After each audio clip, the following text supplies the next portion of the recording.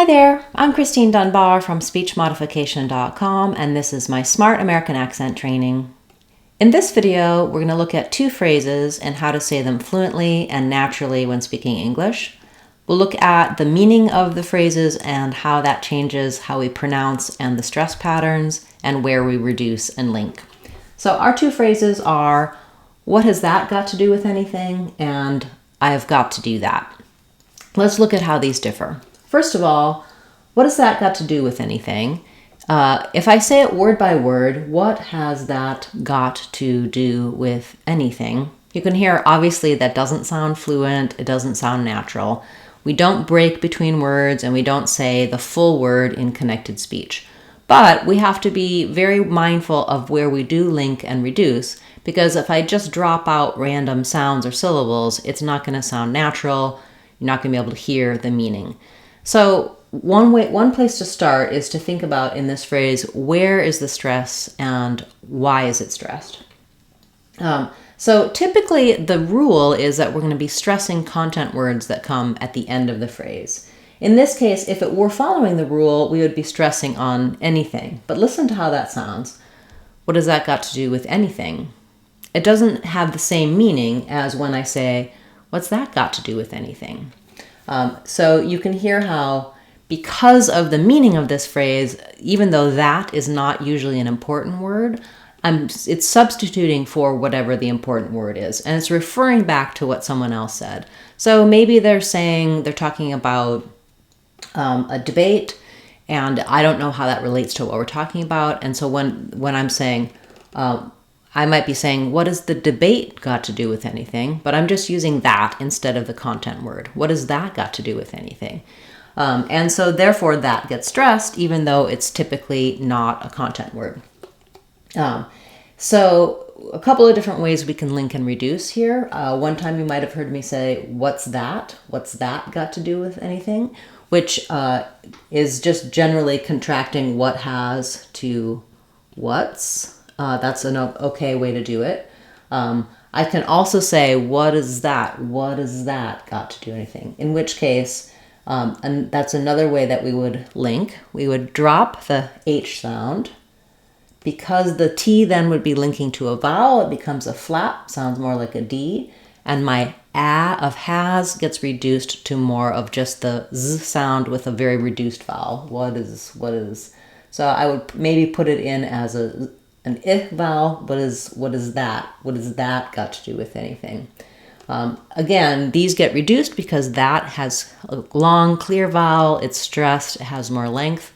The unstressed words can be reduced and linked. What has that got to do with anything? Or what's that got to do with anything? Then you can hear how, in this case, got to do. What's that got to do? What's that got to do? I'm basically using one T here, got to do, or I'm stopping, not releasing that first T, and then just releasing it on this T. My clear oo of two is our typical reduction to a schwa, just sounds like an got to do. Or you can even think about it as just having no vowel. What's that got to do? What's that got to do with anything? And then when I'm adding on with anything at the end, it's going to be fast, unstressed, because it's not the important part of the sentence here. With anything, I might be linking using a voiced TH there. Basically just going quickly. So thinking about this is either going to be two syllables with what is that, or one syllable with what's that. That is going to be long. Got to do is going to just be 3 quick syllables, and with anything is going to be another 4 quick syllables. What's that got to do with anything? If it's difficult for you to do that naturally, fluently, and quickly, use these reductions, but just slow it down, but keep the relative rhythm the same. So I would start with the stressed word that and build from there. That got to do. What's that got to do? What's that got to do with anything? You can also use backwards chaining here, which is a technique I've been talking about lately in my fluency videos.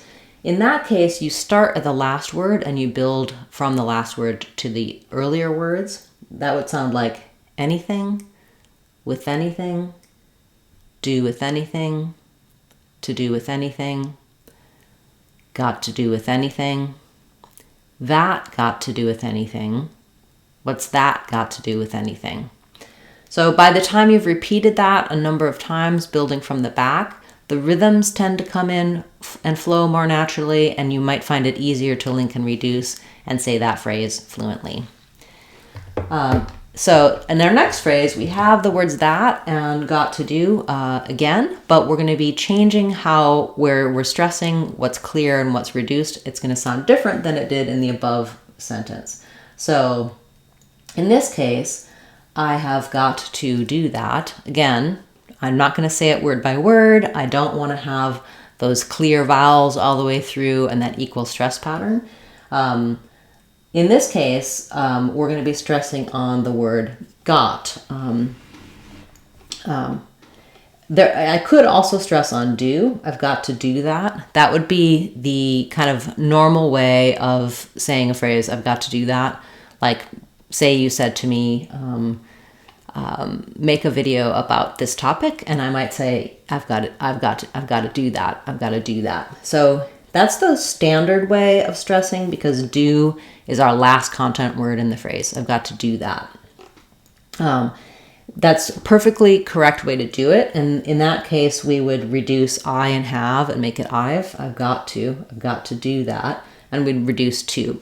What I'm proposing is a slightly changed emphasis, where do is still an important word here, but because I'm using got, I've got to do that. That's more of the way I would phrase it and stress it if I was saying, oh yeah, I've got to do that.